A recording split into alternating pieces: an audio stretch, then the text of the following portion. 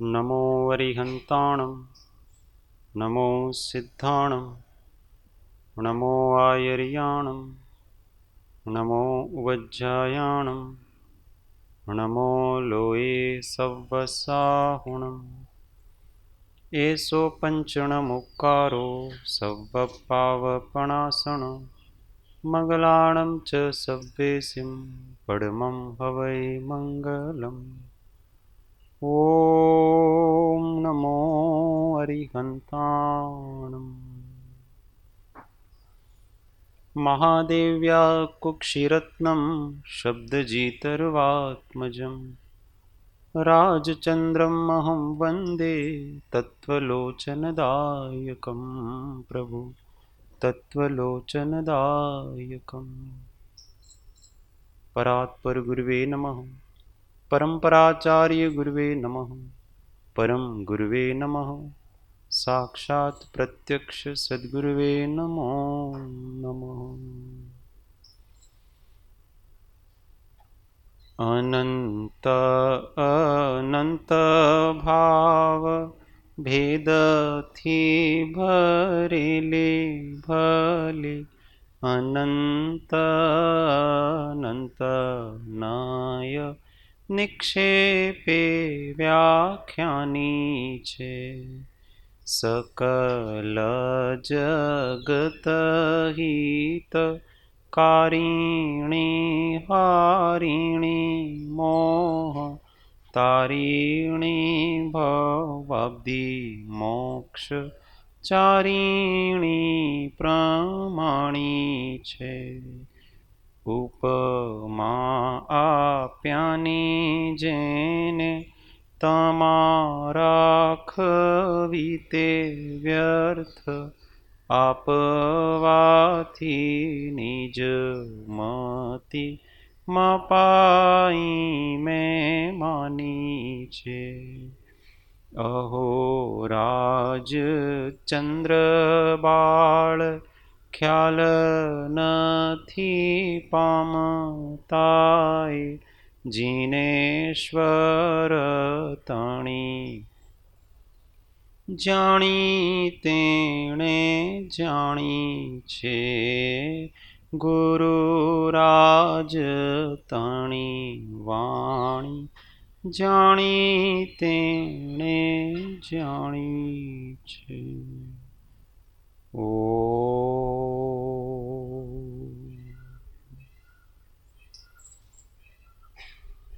जय सद्गुरु जय जय। तत्व चर्चा में श्री जैन सिद्धांत प्रवेशिका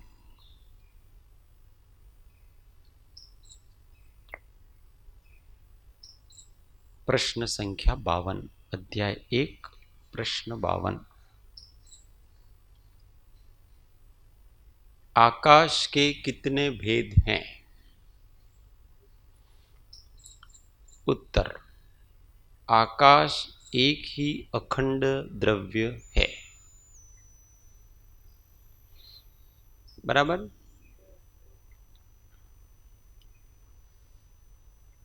अब भेद किस अपेक्षा से हैं वो बताते हैं। भेद भी हैं लोकाकाश और अलोकाकाश, पर वास्तव में वो आकाश के भेद नहीं।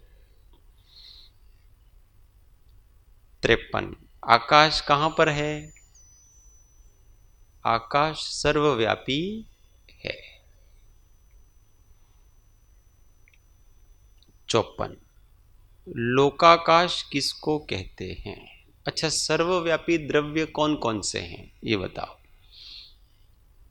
जीव अजीव, धर्म जीव पुद्गल, धर्म अधर्म, आकाश और काल, इसमें सर्वव्यापी द्रव्य कौन कौन से हैं?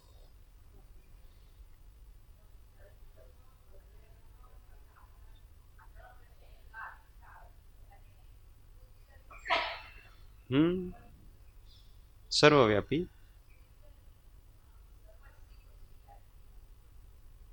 और धर्मास्ति का सब जगह। सर्वव्यापी का अर्थ समझो। सर्वव्यापी का मतलब होता है समस्त विश्व में व्याप्त है। अब समस्त विश्व में क्या आता है? लोक और अलोक।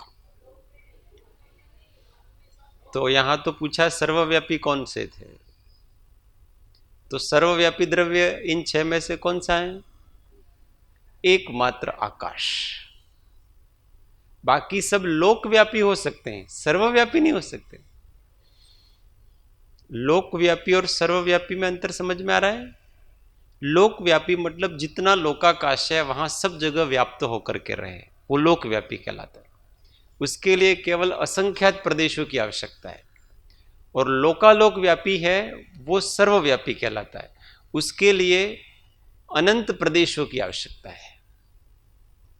समझ में आ गई वस्तु? अच्छा, अनंत प्रदेशी कौन कौन से द्रव्य हैं? पुद्गल भी है। तो पुद्गल है तो फिर वो लोकालोक में व्याप्त होकर क्यों नहीं रहता है?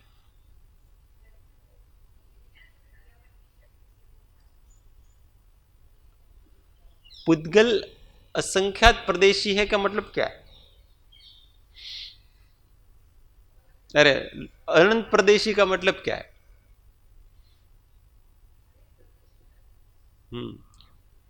आकाश के अनंत प्रदेश का अर्थ नहीं लेना, वहां अनंत पुद्गल परमाणु है, इस अपेक्षा से वो अनंत प्रदेशी है। हाँ, वो सब जगह व्याप्त होकर के रहे इस अपेक्षा से अनंत नहीं है, परंतु उसमें अनंत पुद्गल परमाणुओं का स्कंद है, इसलिए वो अनंत प्रदेशी कहलाता है। पर जिस प्रकार से अनंत प्रदेशी आकाश है उस प्रकार से नहीं है।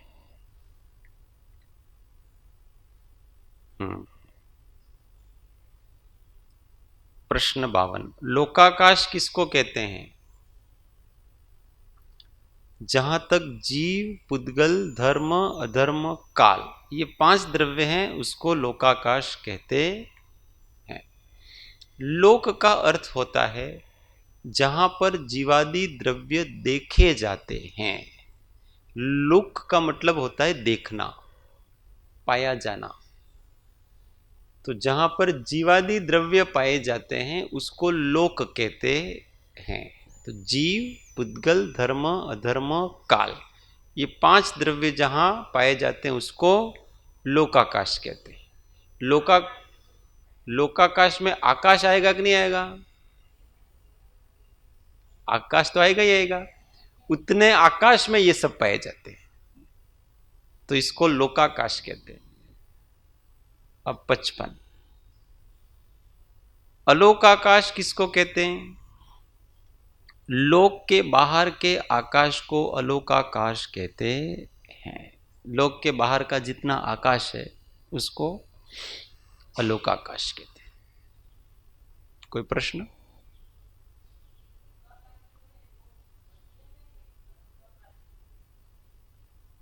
आकाश के ठीको ठीक मध्य में लोकाकाश है, मतलब ये लोक है। क्यों? क्योंकि आकाश के किसी भी भाग में कोई भी वस्तु हो तो वो मध्य में ही है। क्योंकि जिसके विस्तार का कोई अंत नहीं है, उसको आप जिस जिस जगह अंगुली रखो, आप जिस जगह खड़े हो जाओ, वो उसका मध्य भाग ही है। क्योंकि कोई उधर कोई सीमा हो, उधर कोई सीमा हो, इधर कोई सीमा हो, इधर कोई सीमा हो, तो कह सकते हैं कि इसके बीच में ये है, पर यहां तो सीमा ही नहीं है। इसीलिए अपना लोकाकाश जितनी जगह पर है वो उसका वो आकाश का मध्य भाग ही है। और ऐसे अनंत लोकाकाश आ जाए और वो भी आकाश में खड़े होकर के रह जाए तो वो सब मध्य में ही है, सारे के सारे। क्योंकि जहां सीमा होती है वहां मध्य आदि ऐसा होता है, जहां सीमा ही नहीं होती है वहां मध्य क्या? वहां कोई मध्य वस्तु ही नहीं होती। वहां पर एक गोल गेंद है, उसका मध्य बिंदु कौन सा? सब तरह से मध्य ही हो। जिस जगह आप उसको कुछ भी चीज रखो उसके मध्य भाग में ही आएगी। ऐसा इसका विस्तार इतना है कि सब चीजें मध्य ही है इसका। इसलिए लोकाकाश कहाँ है? आकाश के मध्य में। हम सभी आकाश के मध्य में हैं।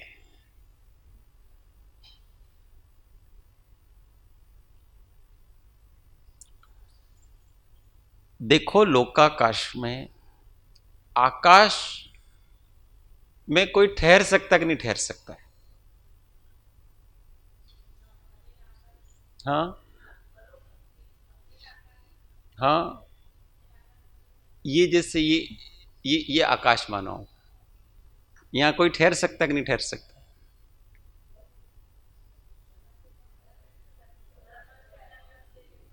मतलब ये जितना भी विश्व है ना, मतलब लोग, वो सभी आकाश में ही स्थिर है। हम कहते हैं कि इस जगह पे कोई नहीं रह सकता, ऐसा नहीं है।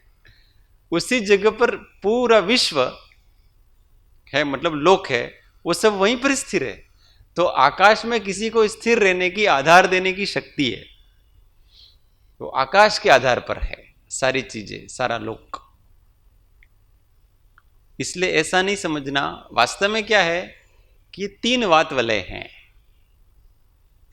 उन तीनों वात वलयों में सबसे ऊपर तनुवात मलय है, उसके नीचे घनोदधि है, और उसके नीचे घन वात वलय है।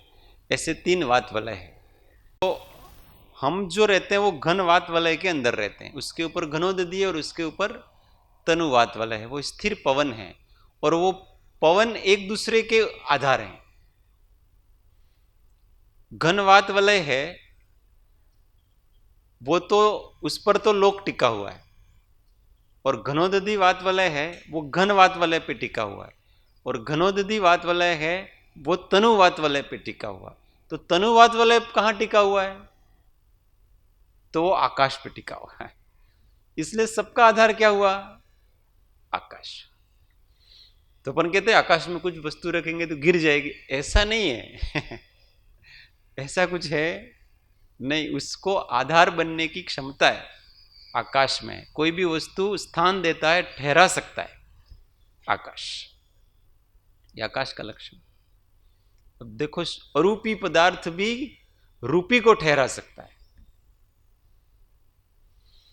अरूपी पदार्थ रूपी को ठहरा सकता है, ये है आकाश। आकाश के बारे में भी कोई रिसर्च नहीं हुआ, इसलिए पता नहीं पड़ रहा है लोगों को। ठहरने के लिए अपने को पुद्गल की आवश्यकता, ऐसा नहीं है। जो तनुवात वाला है वो स्वयं पुद्गल है। वायु का एक जीवों का शरीर है, वो पुद्गल ही है। तो वो पुद्गल है, वो आकाश में ठहरा हुआ है। अब पूरा लोक देखेंगे ऐसा है, तो आगे पीछे कौन है उसके? आकाश ही तो है सारा, वहीं ठहरा हो, तो गिर क्यों नहीं जाता है? पर आकाश में ठहराने की शक्ति है, इसलिए गिरता नहीं। आधार कोई नहीं। अपन सोचो कि नीचे का आधार होगा, सबसे नीचे, ये लोक की मोटाई बताई उन्होंने प्रश्न 56 में। लोक की मोटाई, ऊंचाई और चौड़ाई कितनी है? तो इसमें बताया लोक की मोटाई उत्तर और दक्षिण दिशा में सब जगह 7 राजू है। चौड़ाई पूर्व और पश्चिम दिशा में मूल नीचे जड़ में 7 राजू है। ऊपर क्रम से घटकर 7 राजू की ऊंचाई पर एक राजू है। फिर क्रम से बढ़कर 10.5 राजू की ऊंचाई पर चौड़ाई 5 राजू है। फिर क्रम से घटकर 14 राजू की ऊंचाई पर एक राजू चौड़ाई है। और ऊर्ध्व की ओर अधो दिशा में ऊंचाई 14 राजू है। समझ में आ रही वस्तु? अभी इसको ऐसे समझें, ये लोक है ऐसा समझ।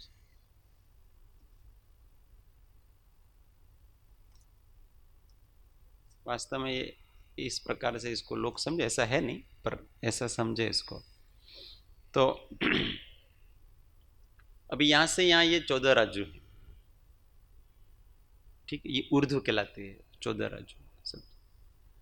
और अगर आप ऐसे मापेंगे ना इसको, तो ये सब जगह 7 राजू चौड़ी है, सब जगह से 7 राजू है। और ऊपर से नीचे, अब उत्तर और पूर्व और पश्चिम में उसको मापेंगे, तो यहां सबसे नीचे ये ऐसे मापना पड़ेगा, 3 डायमेंशनल है इसलिए। तो सबसे नीचे जो नरक की 7वीं पृथ्वी है, वहां से आएंगे तो वहां 7 राजू है चौड़ाई, इस प्रकार की। यहाँ 7 राजू चौड़ाई है। फिर इससे थोड़ा थोड़ा थोड़ा ऊपर आएंगे तो 7 राजू पे आएंगे, तो ये मध्य लोक में आ जाएंगे। तो वो कम चौड़ा होता जाता है, ऐसा संकड़ा होता होता होता होता ऐसे आता जाता है। यहां पर उसकी चौड़ाई 1 राजू है। अब वापस चौड़ा होता जाएगा ऐसे करते करते करते मध्यलोक से ऊपर। तो जो ब्रह्मलोक है, 5वां स्वर्ग, जो 10.5 राजू की ऊंचाई है, वहां जाकर के ये 5 राजू का हो जाता है वापस। अब वापस ये सकड़ा होता जाता है, ऐसा सकड़ा होता होता होता 14 राजू के ऊपर जाएगा, तो ये वापस 1 राजू रह जाएगा। जितना मध्य लोक था उतना ही रह जाएगा। समझ में आया? बस ऐसे है। तो सिद्धशिला है, वास्तव में ईशत प्रागभार नाम की पृथ्वी है, वो 1 राजू की है। और सिद्धशिला है वो 45 लाख योजन की है। ईशत प्रागभार पृथ्वी, उसमें सिद्धशिला है। तो ईशत प्रागभार है वो तो कितने हैं, वो अपने मध्यलोक जितना 1 राजू है उतनी ही वो है ऊपर। और उसमें सिद्धशिला है जहां पर 2.5 द्वीप जितना जो क्षेत्र है उसका बीचों बीच, वो 45 लाख योजन है। 45 लाख योजन किस लिए है? क्योंकि 45 लाख योजन से ही जीव सिद्ध होते हैं। जितने भी सिद्ध होंगे वो 2.5 द्वीप से ही होंगे। 2.5 द्वीप से बाहर मनुष्य होते ही नहीं, तो सिद्ध कहां से होंगे? इसलिए 2.5 द्वीप की जो विस्तार है वो 45 लाख योजन है। उतना ही विस्तार सिद्धशिला का है। बात समझ में आ गई? तो ये 2.5 द्वीप है, मान लो ये मध्यलोक है पूरा पूरा। इस मध्यलोक में बीचों बीच 2.5 द्वीप है, 45 लाख। ये तो पूरा 1 राजू का है, असंख्यात योजन चौड़ा लंबा वगैरह। और इसके ठीक बीचों बीच जम्बूद्वीप है, ये 1 लाख योजन का है। और उसके चारों तरफ फिर लवण समुद्र, वो 2 लाख योजन का है। इसके चारों तरफ फिर धातकी खंड है, वो 4 लाख योजन का है, उससे जस्ट बड़ा। इसके आगे कालोदक समुद्र है, वो 8 लाख योजन का है। और उसके आगे पुष्करवर द्वीप है, वो 16 लाख योजन का है। और उसका आधा करो तो पुष्करार्ध होता है, तो वो 8 लाख योजन का हो गया। ऐसे करके वो 2.5 द्वीप है। तो उस 2.5 द्वीप का पूरा क्षेत्रफल निकालेंगे तो 45 लाख योजन होता है। तो वो 45 लाख योजन का जो क्षेत्र है वो ऊपर सिद्धशिला है, वहां उतना ही। बाकी पृथ्वी है वो ईशत प्रागभर है, वो इतनी ही है पूरी पूरी वहां, अष्टम पृथ्वी जिसको कहते हैं ना वो। और उसमें सिद्धशिला 2.5 द्वीप जितनी ही है वहां। इसलिए जो सिद्ध होते हैं वो सिद्धशिला के ऊपर तनुवात वाले पे सिद्ध होते हैं। समझ में आ रही? रज्जु होता है वो असंख्यात योजनों का एक रज्जु होता है। हाँ, और 1 योजन 2000 कोस का होता है। और 1 कोस है वो लगभग 3 माइल के जितना होता है, 3.5 माइल के जितना, या 2.25 या 3.5 माइल के जितना। उसके 2000 करो तो उतना 1 योजन होता है। ऐसा असंख्यात योजन का एक रज्जु होता है।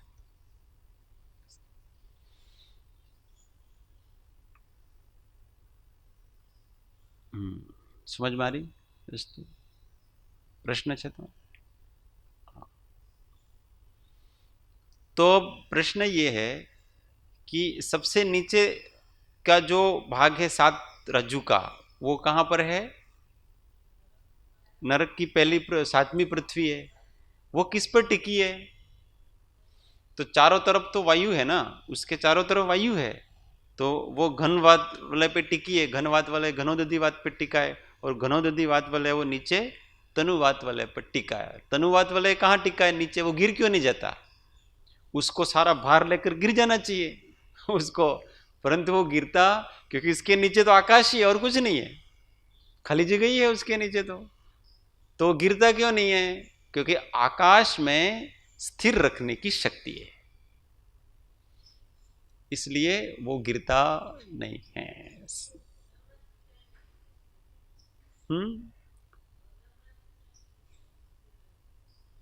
नहीं, अधर्मस्ती काय तो किसको स्थिर रख सकता है? जो गति पूर्वक स्थिर रहना चाहते हैं। आपकी बात सही है कि अधर्मास्तिकाय है इसलिए वो स्थिर रह सकता है, परंतु वो उनको स्थिर रखता है जो गति कर रहा है और स्थिर रहना चाहता है, उसको स्थिर। पर ये तो स्थिर ही है, उसको स्थिर रहने में कोई सहायता नहीं करता है। तो उसको तो स्थिर रहने में किसने सहायता करी? आकाश। आकाश के आधार पर सारा का सारा ये। हाँ, गुरुत्वाकर्षण तो केवल ये इधर ही है, थोड़ा सा ही है, चंद्रमा और वहां पर। इससे अधिक पृथ्वी से थोड़ा आगे जाओ आप, तो वो आगे से गुरुत्वाकर्षण तो लगता ही नहीं, थोड़ा सा। इसलिए कोई कोई कहते हैं कि ये सारी पृथ्वी है वो शेषनाग पे टिकी हुई है, न कोई क्या कहता है न कोई क्या कहता है। तो वो सब सारी सारी चीजें निराधार हैं। शेषनाग पे टिके, तो शेषनाग किस पे टिका है? उसको भी तो टिकने के लिए कोई जगह चाहिए ना। अंत तो आकाश ही आएगा, और कुछ आएगा ही नहीं। अंत में हर एक को ठहरने के लिए कोई ना कोई तो चाहिए। तो आकाश में सब टिके हैं, और आकाश किसके आधार पर है? आकाश अपने आधार पर है। इसीलिए कोई ऐसा वस्तु, ऐसा पदार्थ होना चाहिए जो अपने ही आधार पर टिके, उसको किसी और आधार की आवश्यकता नहीं हो। ऐसा पदार्थ है आकाश। वो स्वयं भी अपने आधार पर टिका हुआ है और सबको भी टिकाए रखा है। इसको आकाश कहते हैं। देखो आकाश में कितना दम है। अपन कहते हैं ना सब द्रव्यों की अनंत शक्ति है, ऐसे अनंत शक्तियां हैं सब द्रव्यों की।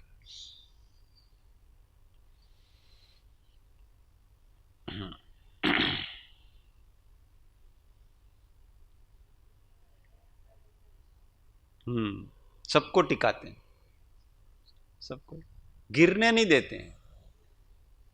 आप महात्माओं की शरण में जाओ तो आपको गिरने नहीं देते हैं। पर वो तो कोई जीव गिरना चाहे तो क्या करे वो। वहां तो सीमा है उनकी। ऋषभदेव की शरण में जाकर के मारीच गिरा, क्या करे ऋषभदेव बेचारे। ऐसा है।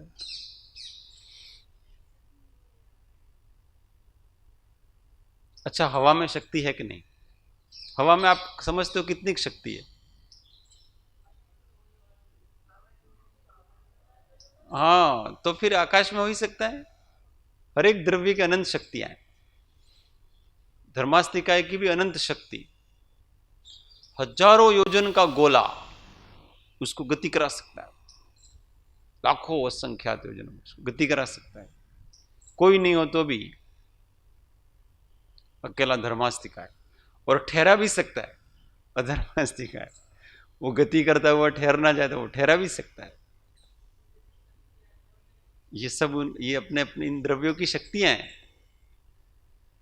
अनंत शक्तियां हैं हर एक द्रव्य में। इसलिए अनंत गुण हैं तो अनंत शक्तियां हैं सब चीज। ये एक टायर में हवा भरते ना तो वो गाड़ी ट्रक को खींच ले जाती, और हवा निकलती ट्रक वहीं कभी खड़ा रहता। तो वो शक्ति टायर की है, इंजन की है कि हवा की है? उस गाड़ी में इंजन भी लगा हुआ है और टायर भी है, सब कुछ है, पर हवा नहीं है टायर में। अब आप उसको बढ़ाओ, बढ़े कि नहीं बढ़े हो? नहीं बढ़ सकती हो। हवा ने बढ़ाया वो सारी चीजें। ऐसा सबकी अपनी अपनी शक्तियां हैं सब प्रकार से।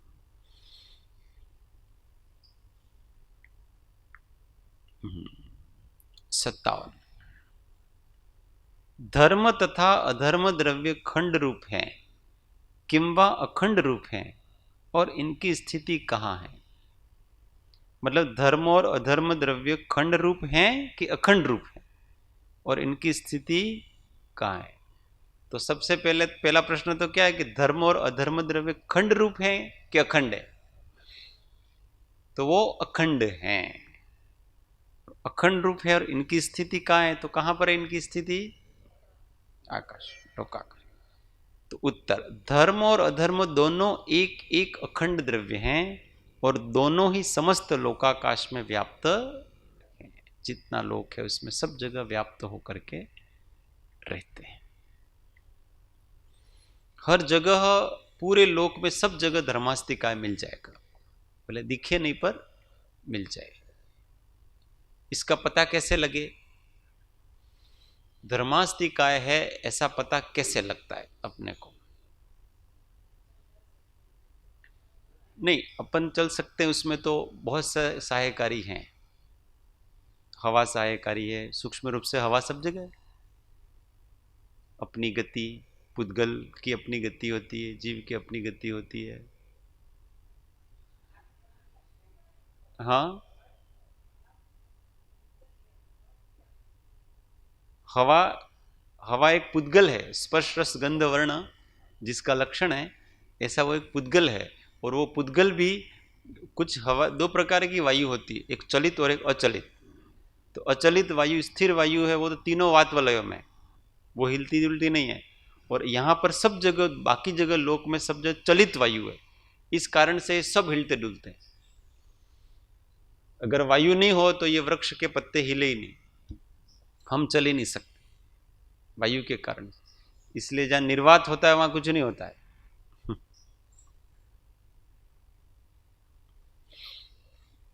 तो हम तो कदाचित वायु से चल सकते हैं, और भी पदार्थ वायु से चल सकते हैं, परंतु आत्मा है ना, वो मध्य लोक से सिद्ध लोक में जाता है, तो उसको गति कौन कराएगा? क्योंकि वायु से बहुत सूक्ष्म वस्तु है वो। वायु केवल रूपी पदार्थ को गति करा सकता है, अरूपी, क्योंकि अरूपी रूपी को नहीं करा सकता है ना। अरे रूपी अरूपी को नहीं करा सकता है, अरूपी तो रूपी को करा सकता है, पर जो स्वयं स्थूल है वो सूक्ष्म को कैसे गति कराएगा? वो तो उसमें से निकल जाएगा। इसलिए कोई पदार्थ ऐसा चाहिए कि जो उसको गति में सहायक है, तो वो धर्मास्तिक है पदार्थ। जहां न हवा है, न प्रकाश है, न अन्य कुछ है, वहां पर भी एक पदार्थ काम कर जाता है, और वो तो स्वयं की गति करने की क्षमता तो सब द्रव्यों की है। पुद्गल भी स्वयं की योग्यता ही है उसकी, परंतु अगर स्वयं की गति में गति कर सके ऐसा हो और बिना निमित्त के, तो वो लोक के बाहर भी जाए आत्मा। अगर स्वयं ही उनमें गति करने की योग्यता आत्मा के अंदर है और उसका ऊर्ध्वगमन स्वभाव है, तो लोक के बाहर भी जाए ना, क्या दिक्कत है उसको? परंतु वह नहीं जा सकता है। क्यों नहीं जा सकता है? धर्मास्तिकाय नहीं है। इसका मतलब स्वयं गतिशील होते हुए भी किसी निमित्त की जरूरत पड़ती है। कोई भी कार्य होने में एक निमित्त तो चाहिए ही चाहिए, सामान्य निमित्त तो चाहिए ही चाहिए, विशेष निमित्त हो अथवा नहीं हो, तो वो सामान्य निमित्त है, वो धर्मास्तिकाय है। ऐसा निमित्त नैमित्तिक संबंध है। यद्यपि समस्त पदार्थ स्वतंत्र हैं, फिर भी ये एकांत नहीं है, परतंत्र भी है, एक दूसरे से जुड़े हुए भी।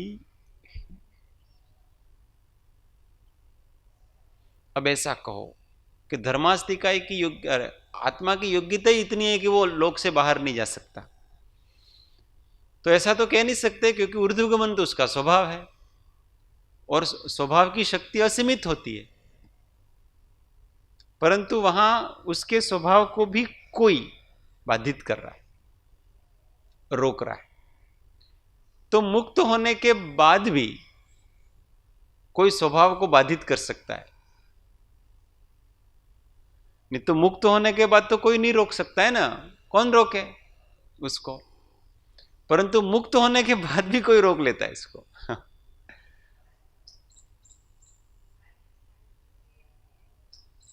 हाँ, हाँ,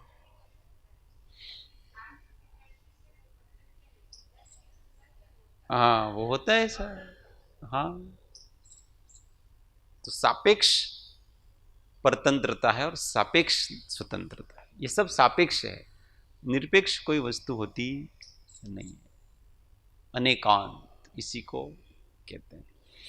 नहीं तो कोई वस्तु स्वतंत्र हो गया तो उसके ऊपर किसी का नहीं चले ना, पर चलती है फिर भी तो परतंत्र हुआ कि नहीं हुआ, परंतु उसके आनंद में कोई फर्क नहीं पड़ता है, उसके अनुजीवी गुण है उसमें कोई फर्क नहीं पड़ता। ऊपर जाए कि नीचे जाए क्या फर्क पड़ता है जब उसकी वासनाएं निकल गई है तो। इसलिए मोक्ष के स्वरूप को समझना चाहिए। मोक्ष सिद्धशिला पर जाना वो कोई मोक्ष नहीं है, वासना से मुक्ति का नाम मोक्ष।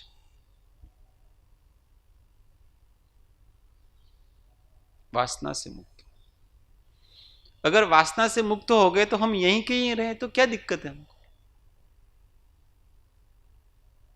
हम एक किसी संत महात्मा से मिलने गए, वो है तो जैन संत, पर उनसे चर्चा की तो ऐसे बात बात में बात निकली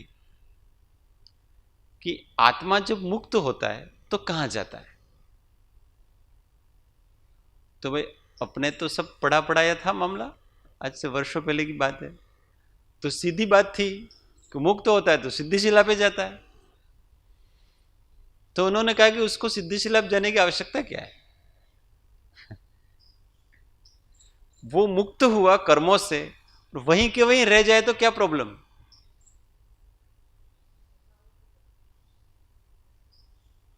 वहीं के वहीं रह जाए तो यहां कौन बांधता है उसको, किसी ने नहीं बांध रखा है। आरोपी पदार्थ किसको, किसने बांधा उसको। वासना से मुक्त हो गया वही तो मुक्ति है। और जब 14वें गुणस्थान के अंत में मुक्त होता है तो यहीं से मुक्त होकर के जाता है। ऐसा नहीं है कि सारे कर्म वहां जाके नष्ट होते हैं, यहां मध्यलोक में उसके सारे कर्म नष्ट होते हैं। तो मध्यलोक में भी पूर्णतः मुक्ति है, तो उसको ऊपर जाने की जरूरत क्या है। जो जीव जहां है और जिस समय उसके सारे कर्म क्षय हो गए, उसका शरीर वहां से उसका अलग हो गया और वो आत्मा वहीं ठहर जाए तो प्रॉब्लम क्या है उसमें क्या प्रॉब्लम है, कुछ भी प्रॉब्लम नहीं। तर्क की दृष्टि से देखो उसको तो क्या समस्या है। जहां वहां खड़ा है वैसे वहां यहां खड़ा है, उसमें तो कोई दिक्कत ही नहीं है उसको। हमने कहा हमारे पास इसका उत्तर नहीं है, परंतु हम भगवान की बात मानते हैं, आगम की बात मानते हैं, और आगम में ऐसा है इसलिए हम आगम की बात को, क्योंकि हमारे तर्क सर्वज्ञ के आगे फीके पड़ जाते हैं। हम केवल बुद्धि से, ऐसा बुद्धि से आपकी बात न्याय संगत है कि जाने की जरूरत ही नहीं ऊपर, परंतु फिर भी ऊर्ध्वगमन स्वभाव का है, तो स्वभाव से वो ऊंचा ही जाएगा। और अगर ये धर्मास्तिका होता ना आलोक में भी, तो ये जाता ही जाता, जाता ही जाता, जाता ही जाता, गति ही करता रहता। ये मुक्त होने के बाद भी एक जगह ठहरता ही नहीं है, कहीं निरंतर गति करता। और निरंतर गति करते हुए भी वो अपने अनंत समाधि में लीन रहता। गति करते हुए भी समाधि में लीन रहता, क्योंकि ये सिद्ध हो रहा है कि मध्यलोक से जब ऊपर जाता है तो पूर्ण समाधि में है। बोले एक समय लगता है, एक समय में पूर्ण समाधि में है कि नहीं, यहां से जा ही रहे हो, और उस समय भी समाधि में है, और उसके आत्म प्रदेशों का प्रकंपन नहीं हो रहा है। अपन कहते हैं कि हम गति करेंगे तो आत्म प्रदेशों का प्रकंपन होता है, परंतु आत्म प्रदेशों का प्रकंपन गति करने से नहीं होता है, आत्म प्रदेशों का प्रकंपन योग से होता है। अगर आपके पास शरीर है, वचन है और मन है, तो उसके कारण से आश्रव होगा और उससे आत्म प्रदेशों का प्रकंपन होगा। परंतु वहां तो न शरीर है, न वाणी है, न मन है, तो आत्म प्रदेशों को प्रकंपित कराने वाले तो कोई निमित्त नहीं है, इसलिए वो गति करेगा पर निष्कम, निष्कंप होकर के वो वहां गति करता है। ये अरूपी पदार्थों की रचना बहुत अलग प्रकार से होती है।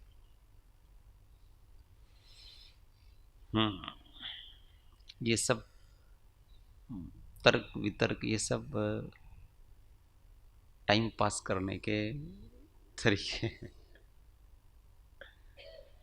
ऐसे ही तर्क वितर्क शास्त्रार्थ होता है। लोकांतिक देव सागरों तक, 7 सागर के आयुष्य होता है, बाकी कुछ नहीं करते हैं वहां, विषय भोग तो है ही नहीं। सरवार सिद्धि के देव 33 सागर तक, विषय भोग है ही नहीं, क्या करते होंगे? ऐसे करते रहते हैं चर्चाएं, जिनका कोई लेना देना नहीं, ऐसी चर्चाएं वो करते रहते हैं। हाँ, इससे बुद्धि खिलती है, प्रज्ञा विकसित होती है, अहोभाव तो आएगा ही आएगा। ऐसा उसका हमने तो वही जवाब दिया। वो तो अपनी बात पे डटे रहे कि आत्मा मुक्त होने के बाद ऊर्ध्वगमन नहीं करता है, सिद्धशिला पर नहीं जाता है, वो जहां है वहां वहीं ठहर जाता है। इसलिए हम जहां बैठे हुए हैं वहां अनंत मुक्त हैं, ऐसा उनका मत है। वो जैन संत है, ऐसा नहीं कि जैन संत। परंतु कभी कभी क्या होता है कि हम ज्यादा बुद्धि चलाते हैं ना, तो कभी क्या होता है कि अगम से आगे चले जाते हैं। तो ये सीधे हाथ जोड़ के मान लेना अपन कि तर्क से हमको ये सही बैठता है, दिक्कत नहीं है, कोई भी हम मान रहे हैं तर्क से, आपकी बात को स्वीकार कर रहे हैं, आपका तर्क बहुत मजबूत है, परंतु आगम के हम दास हैं,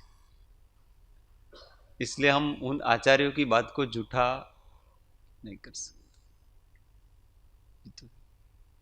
सूक्ष्मम जिनेन्द्र वचनम हेतुभिर्न हन्यते, आज्ञा सिद्धम तद ग्राह्यम नान्यथा वादिनो जिना। कि जिनेन्द्र के वचन हैं वो बहुत सूक्ष्म हैं, हेतुओं से सिद्ध नहीं हो सकते, न्याय से, तर्क से ये सिद्ध हो सकते, किसी भी तर्क से इसको काट नहीं सकते।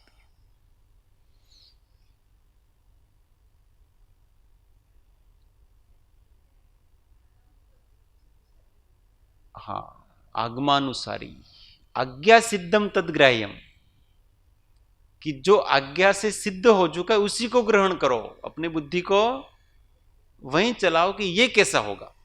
जीव का ऊर्ध्वगमन स्वभाव है तो वो कैसे होगा, मान तो लो एक बार, ऊर्ध्वगमन ही स्वभाव है, अब सोचो कि कैसे होगा।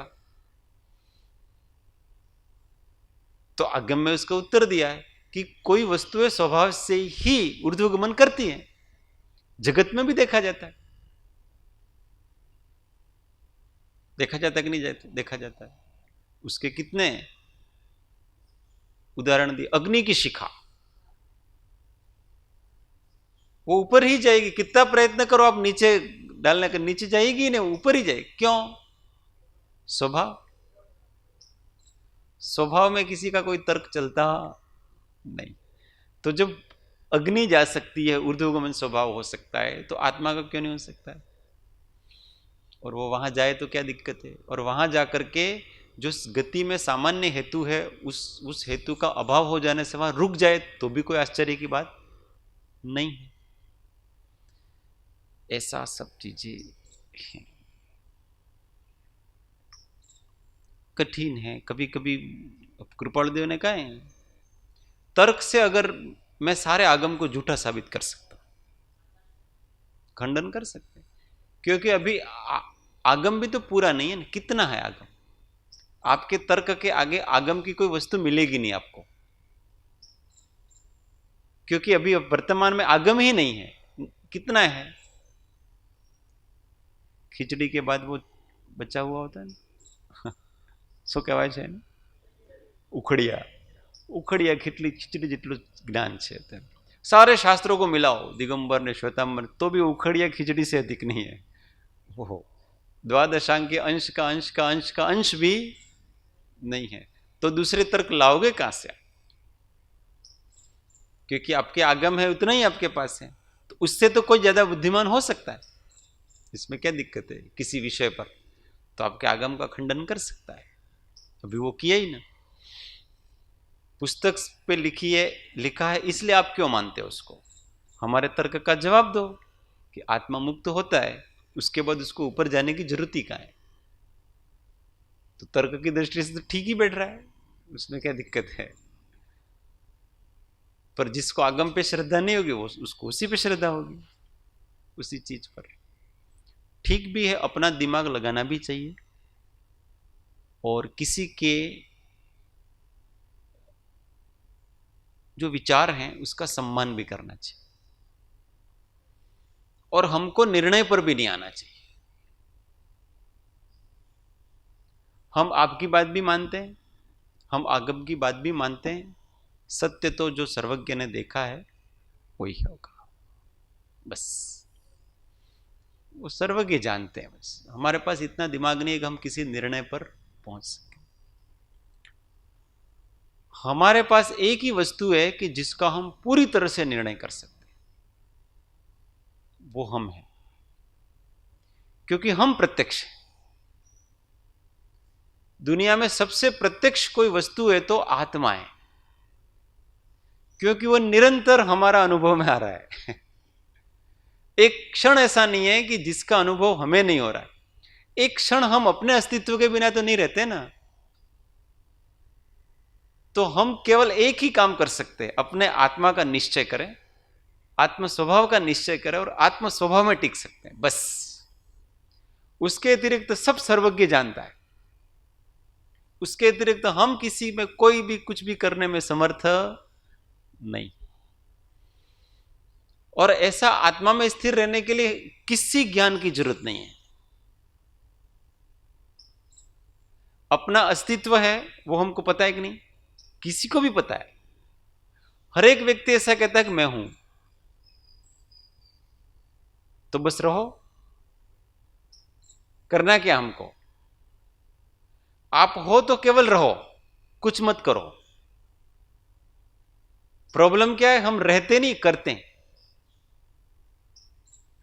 करते हैं तो कर्म बंद होता है, रहेंगे तो कर्म बंद नहीं होगा। तो सीधी बात है, मोक्ष के लिए तो कुछ नहीं करना है, केवल हमको हम जो हैं वो रहें। तो हम एक सत हैं, सत हैं। और सत का स्वभाव क्या है? होना। होना मतलब रहना, कुछ करना नहीं। क्यों? क्योंकि वो स्वभाव से है, क्योंकि उसकी तो उत्पत्ति नहीं हुई, उसका कभी विनाश नहीं हुआ। तो जिसकी हमारी न उत्पत्ति हुई न विनाश हुआ, तो हम हैं, बस। इससे अधिक और कौन सा सत्य हो सकता है? और इससे अधिक कौन सी साधना है कि केवल हम रहें? तो सिद्ध केवल रहते हैं, करते कुछ नहीं। इसलिए वो अनंत काल तक रहते हैं, इसलिए उनमें कोई परिवर्तन भी नहीं होता। हम करने जाते हैं, इसलिए कर्म बंद होता है। फिर कर्म बंद होता है, फिर से उसका उदय आता है, फिर से किसी और गति में जाते हैं, फिर से नया कर्म बांधते हैं। कारण क्या है? हम करते हैं, रहते नहीं। तो भगवान कहते हैं सत हो तो सतरूप होकर के रहो। इतनी साधना, अपने सत को पकड़ के रखो बराबर। मैं सत हूं और मेरा काम केवल होना है, और वो भी मुझे होना नहीं है, मैं हूं ही। होना क्या इसमें?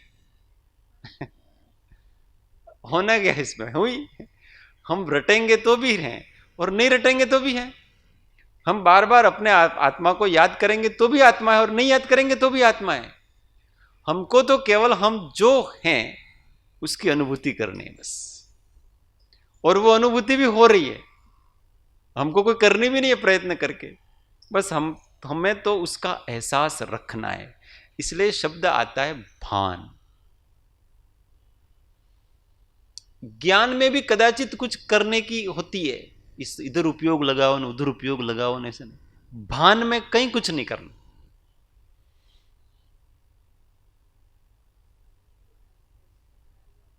भान, हर जगह भान शब्द आएगा, जागृति शब्द आएगी, सभानता आएगी, सचेतनता आएगी, ये सब चीजें आएगी।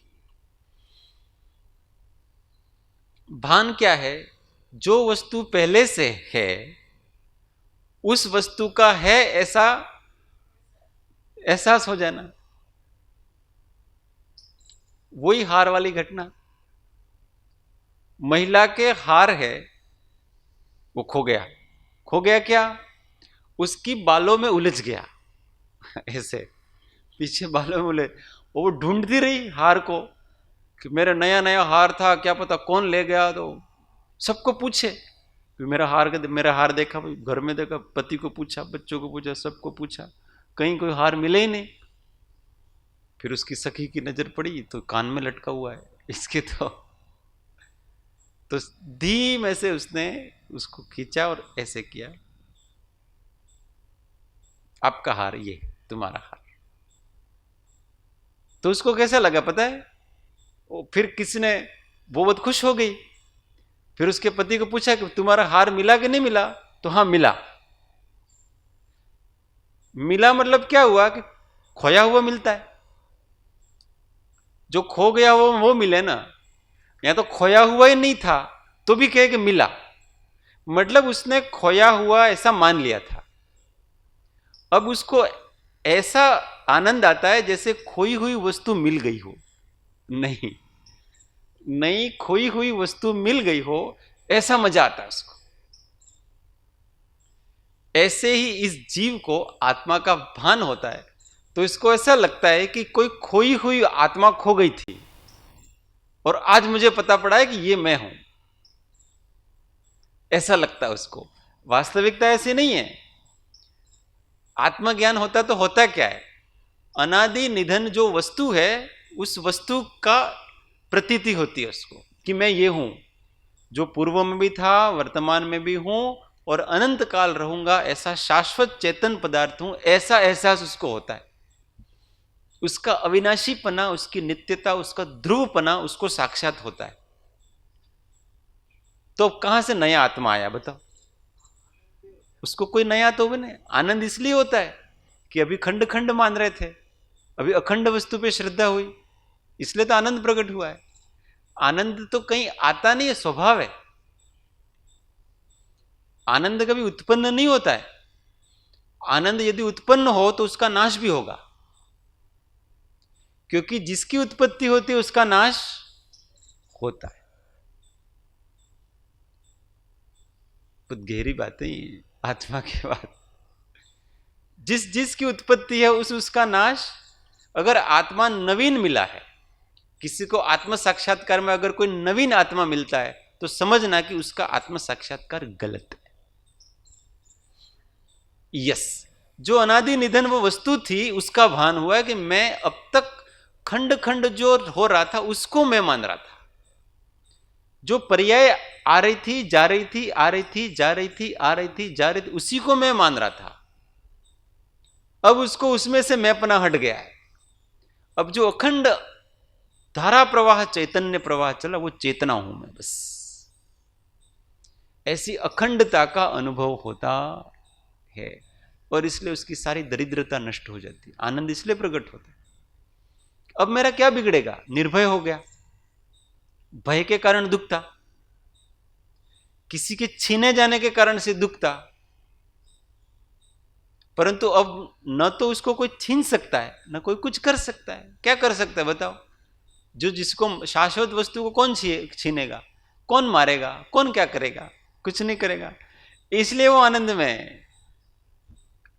इसलिए तो आनंद में जी, अब हम अमर भय ना मरेंगे, अब हम अमर भय ना मरेंगे, जा कारण मिथ्यात्व दियो तजी, क्यों कर देह धरेंगे, अब हम अमर भय ना मरेंगे, अब हम अमर भय ना मरेंगे।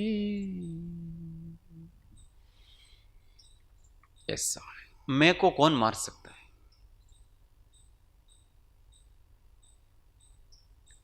हमारा अपने में मैं पना नहीं हो रहा है ये इनमें हो रहा है, शरीर में हो रहा है, क्षोभ क्षोभ में हो रहा है, पर्याय में मैं पना हो रहा है, इसलिए तो डर लगता है कि चला जाएगा।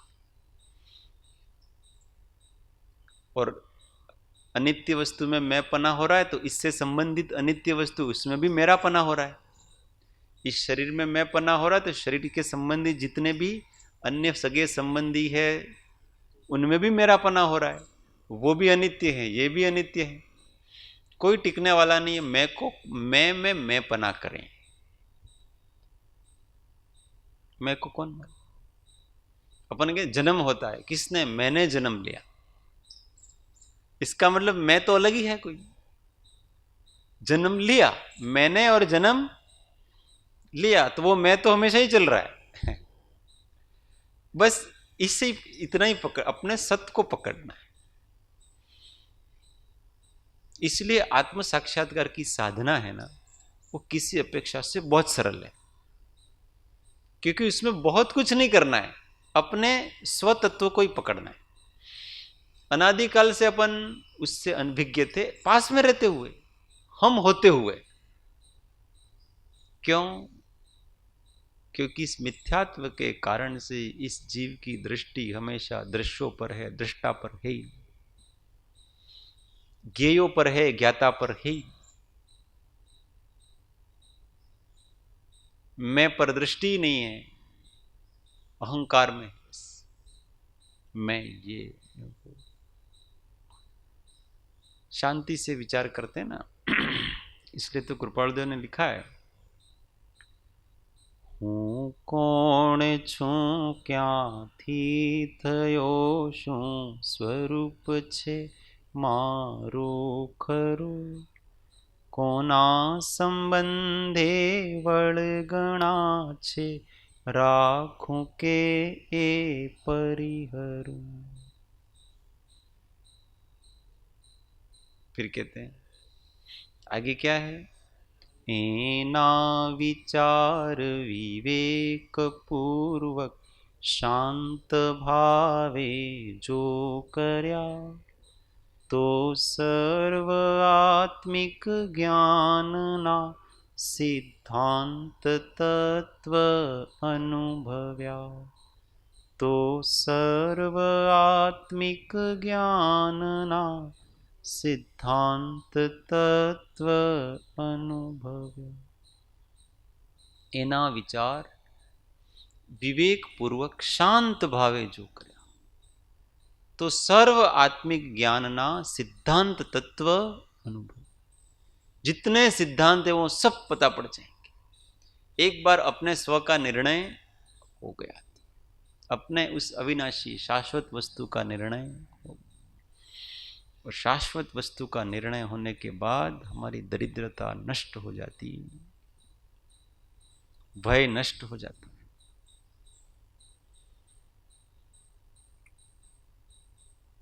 ओ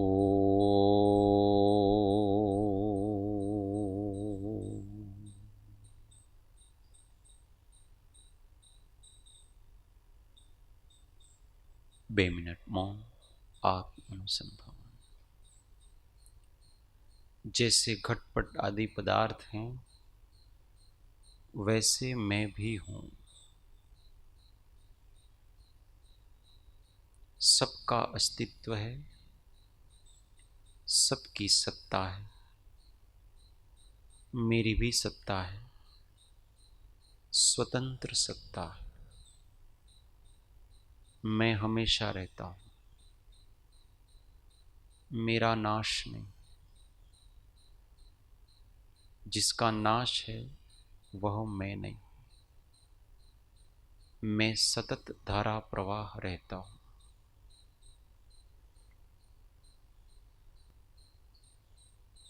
मुझे केवल आत्मरूप होकर के रहना है, कुछ करना नहीं।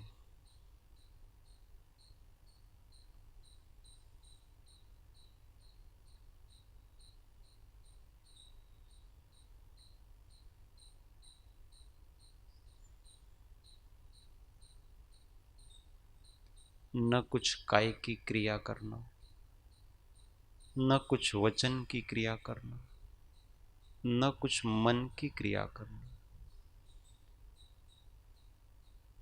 केवल होकर के रहना।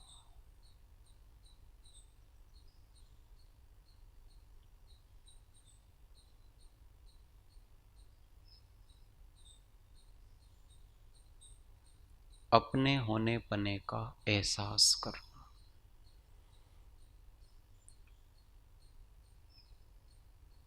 विचार के द्वारा अनुभूति तक पहुंचना,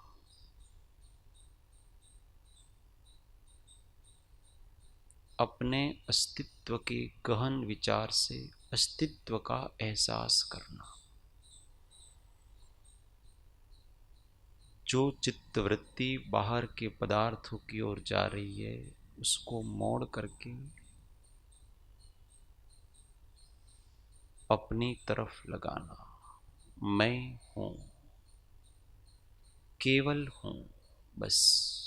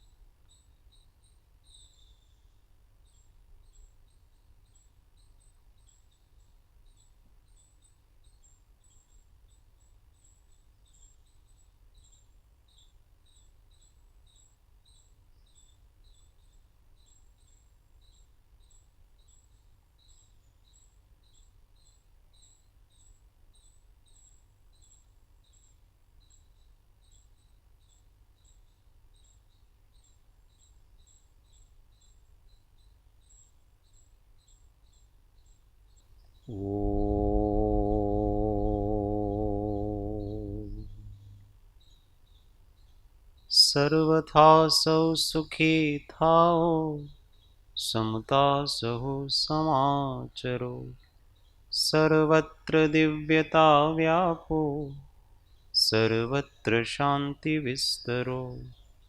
ओम शांति शांति शांति।